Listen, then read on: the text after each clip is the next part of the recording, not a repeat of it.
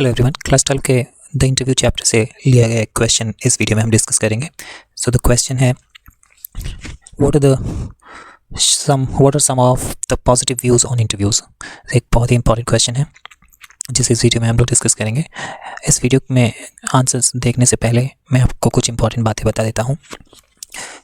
किसी भी question answer को करने के लिए, एग्ज़ाम में उसे अच्छी तरह से सॉल्व करने के लिए ये बहुत ही ज़रूरी है कि उस क्वेश्चन को आप पहले से ही प्रैक्टिस कर लें। उस क्वेश्चन के अलग अलग वर्ड लिमिट्स में उसके आंसर को लिख लें, क्योंकि एग्ज़ाम में अचानक वो क्वेश्चन अलग अलग नंबर से मिल जाने पर कभी कभी वो हमें 2 नंबर के लिए मिल जाता है, कभी कभी 4 नंबर के लिए, कभी 6 नंबर के लिए, कभी 30 से 50 वर्ड में लिखने को आता है, कभी 100 से 120 वर्ड में लिखने को आता है, या 120 से 150 वर्ड्स में लिखने को आता है। तो अचानक से एग्ज़ाम में उसे शॉर्ट करना या लॉन्ग आंसर में बदलना थोड़ा डिफ़िकल्ट होता है। सो एग्ज़ाम में हमें बहुत कुछ सोचने के लिए टाइम नहीं होता है। हमारा आंसर अच्छी तरह से प्री प्लान्ड होना चाहिए। हमें पता होना चाहिए कि कौन सी सारी इन्फॉर्मेशन हमें इंक्लूड करना है और क्या नहीं लिखना है। सो क्वेश्चन के अराउंड हमारा आंसर होना चाहिए और जितनी भी इंपॉर्टेंट बातें हैं वो सब उसमें शामिल होनी चाहिए। और हमें वर्ड लिमिट्स का भी ध्यान रखना होता है। मार्क्स जितने भी असाइंड होते हैं उस पर्टिकुलर क्वेश्चन को, उसके हिसाब से ही हमें लिखना पड़ता है। जाहिर सी बात है, हम 2 या 3 नंबर के लिए, 2 या 3 मार्क्स के लिए हम 120 या 150 वर्ड्स में एक आंसर नहीं लिख सकते हैं। सो हमारा आंसर अगर वो एक लॉन्ग आंसर की तरह हमने प्रिपेयर किया है और उसको शॉर्ट करने जाएंगे हम एग्ज़ाम में ही अचानक से, तो शायद ना कर पाएँ, या करने जाएँ तो कुछ इंपॉर्टेंट बातें छूट जाएँ। तो इन सारी चीज़ों से बचने के लिए ज़रूरी है कि हमारा आंसर का प्रैक्टिस एग्ज़ाम से पहले ही। इनके आंसर को हम लोग देखते हैं। सो क्लास 12 के द इंटरव्यू चैप्टर से लिया गया क्वेश्चन है what are some of the positive views on interviews. So इस क्वेश्चन के 3 अलग अलग आंसर्स देखेंगे। बेसिकली आंसर सेम है बट अलग अलग वर्ड लिमिट्स में इस क्वेश्चन को आंसर किया गया है। Answer 1. Many people consider an interview to be a source of truth and some even describe it as an art. अनेक लोग इंटरव्यू को एक सच का स्रोत मानते हैं। Some even describe it as an art. कुछ लोग इसे एक कला के रूप में भी डिस्क्राइब करते हैं। An interview is an extremely useful medium of communication. एक इंटरव्यू जो होता है वो काफ़ी यूज़फुल काम का माध्यम होता है, कम्युनिकेशन का, बातचीत का एक काफ़ी यूज़फुल, काफ़ी लाभदायक, काफ़ी फ़ायदेमंद माध्यम होता है इंटरव्यूज़। सो इन दोनों लाइंस में हमें 3 बातें पता चलती है, 3 पॉजिटिव बातें हमें इंटरव्यूज़ के बारे में पता चलती है। पहला कि एक इंटरव्यू जो होता है अ सोर्स ऑफ ट्रुथ होता है, सच का स्रोत होता है, यानी सच का पता चलता है इंटरव्यू से। दूसरी जो बात है वो है एक कला भी है इंटरव्यू। और तीसरी जो बात है वो ये है कि an extremely useful medium of communication है ये। तो ये तीनों ही चीज़ें आपको याद कर लेनी है। इंटरव्यू के बारे में जब आप पॉजिटिवली बात करेंगे, उसके पॉजिटिव व्यूज़ के उनके बारे में बात करेंगे, तो ये तीनों चीज़ें आप मेंशन कर सकते हैं, जो कि फर्स्ट 2 लाइंस में ही आपको मिल जाती हैं।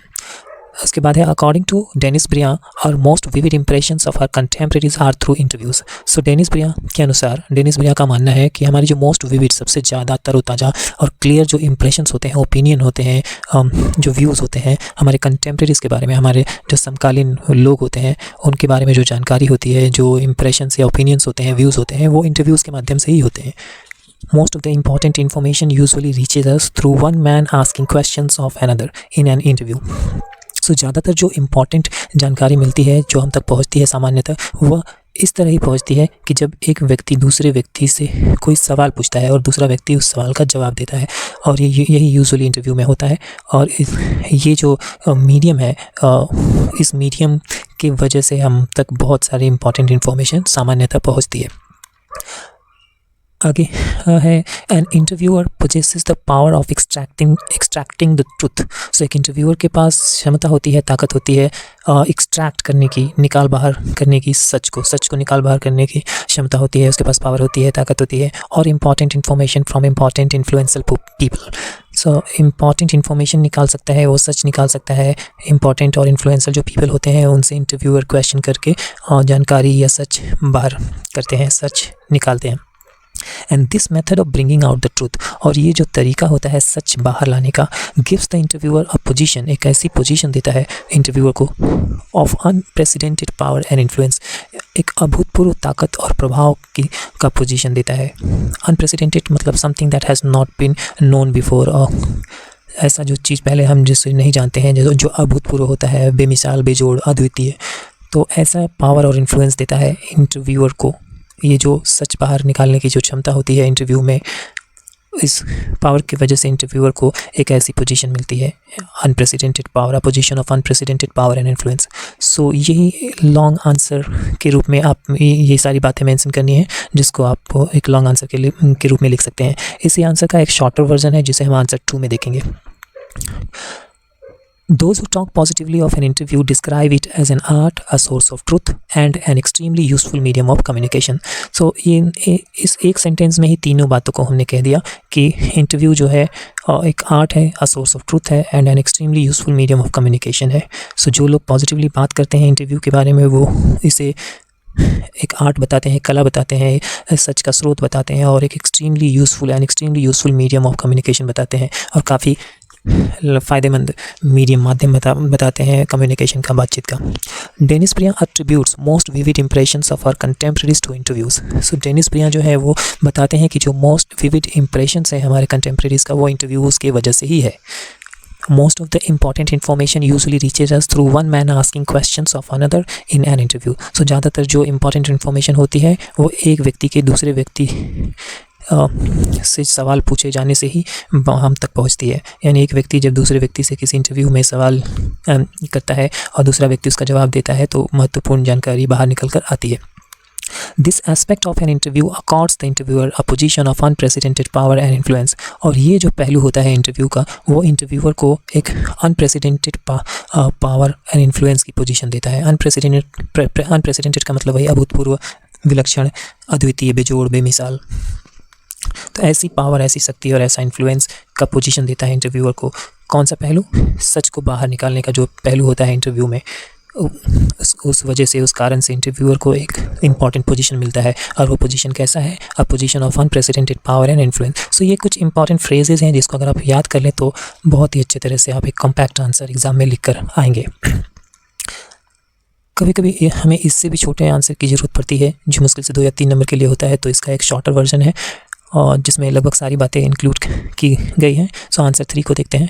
Positively speaking. सो जब हम किसी के बारे में पॉजिटिव बात करते हैं तो हम इस फ्रेज़ का यूज़ कर सकते हैं कि पॉजिटिवली स्पीकिंग। किसी व्यक्ति के बारे में, किसी वस्तु के बारे में जब हम पॉजिटिव बातें करते हैं तो शुरुआत हम करते हैं इस फ्रेज़ से, positively speaking. An interview is an art, a source of truth and most importantly a useful medium of communication. So अगर पॉजिटिवली हम बात करें इंटरव्यू के बारे में तो एक इंटरव्यू जो होता है कला होता है, अ सोर्स ऑफ ट्रूथ होता है, सच का स्रोत होता है, एंड मोस्ट इंपॉर्टेंटली और सबसे इंपॉर्टेंट बात है अ यूजफुल मीडियम ऑफ कम्युनिकेशन है। Dennis Priya attributes most vivid impressions of our contemporaries and revelation of significant information to interviews. So Denis Brian जो है वो most vivid impressions जो है हमारे, जो हमारी एकदम क्लियर इमेज है, ओपिनियंस है हमारे कंटेम्प्रेरीज के बारे में, और जो महत्वपूर्ण जानकारी का जो खुलासा है वो इंटरव्यू के वजह से ही बताते हैं। यानी इन दोनों चीज़ों का कारण जो है वो इंटरव्यू ही बताते हैं, या रिज़ल्ट जो है वो इंटरव्यूज़ की वजह से ही होता है। चाहे वो मोस्ट विविड इंप्रेशंस हो हमारे कंटेम्प्रेरीज के बारे में, या फिर सच का खुलासा हो, रेवलेशन ऑफ सिग्निफिकेंट इन्फॉर्मेशन, महत्वपूर्ण जानकारी का खुलासा हो, वो इंटरव्यूज़ की वजह से ही होता है, ऐसा डेनिस प्रिया का कहना है। एंड देयरफॉर, और इसलिए the interviewer holds a position of unprecedented power and influence. और इस वजह से जो इंटरव्यूअर होता है, जो इंटरव्यू लेता है, वो एक ऐसी पोजीशन होल्ड करता है, एक ऐसा पोजीशन उसके पास होती है जो कि अभूतपूर्व ताकत की होती है और अभूतपूर्व प्रभाव का होता है। तो इस तरह हमने एक ही क्वेश्चन का 3 अलग अलग आंसर, बेसिकली 3 अलग अलग वर्ड लिमिट्स में हमने देखा। सो अगर हम इस तरह अपना आंसर प्री प्लान कर लेते हैं तो एग्ज़ाम में हमारा काम बहुत ही छोटा हो जाता है, बहुत ही कम हो जाता है, और हम आसानी से इन क्वेश्चंस को इफ़ेक्टिवली आंसर कर पाएंगे और एक कॉम्पैक्ट आंसर कर पाएंगे जिसमें हमारे मार्क्स कटने के चांसेस बहुत कम होंगे और हम फुल मार्क्स भी पाएंगे। सो इन आंसर्स में हम देखेंगे कि कुछ इंपॉर्टेंट वर्ड्स हैं, उन वर्ड्स को हम आइए रिवाइज कर लेते हैं। सो ये वर्ड्स जो हैं वो ऑक्सफोर्ड डिक्शनरी से इनकी मीनिंग को लिया गया है।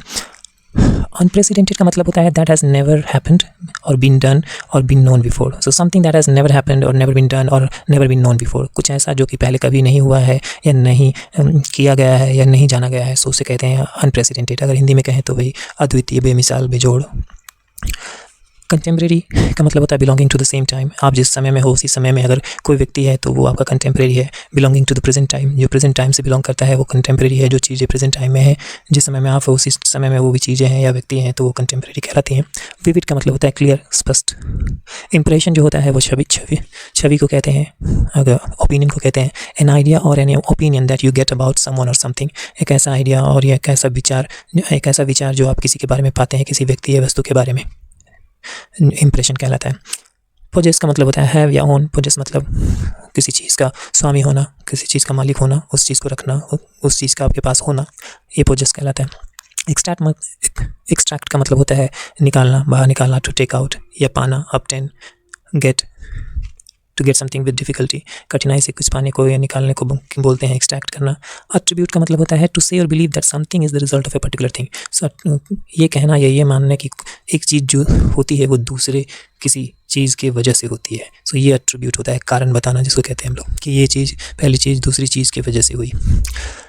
अकॉर्ड का मतलब होता है टू गिव समबडी और समथिंग अथॉरिटी और स्टेटस, किसी को अथॉरिटी देना, स्टेटस देना, एक खास स्टेटस प्रदान करना, कोई पावर प्रदान कर देना, इसे कहते हैं अकॉर्ड।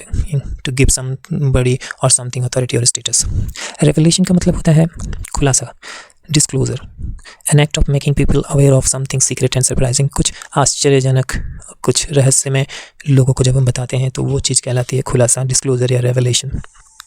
सो ये जो वर्ड्स हैं वो बहुत इंपॉर्टेंट हैं, आप इन वर्ड्स को भी सीख लें इस आंसर्स के साथ, ताकि आप एग्ज़ाम में स्पेलिंग मिस्टेक्स ना करें और आपको पता हो कि आप क्या लिख रहे हैं एग्ज़ाम में, ताकि अगर आपको सेंटेंसेस में थोड़ी तोड़ मरोड़ करनी पड़ी तो भी आप बखूबी कर पाएँ और अपने आंसर्स में क्वेश्चंस के हिसाब से थोड़ी बहुत चेंजेस भी कर पाएँ। सो ये था आपका question, positive views on interviews. Thanks for watching.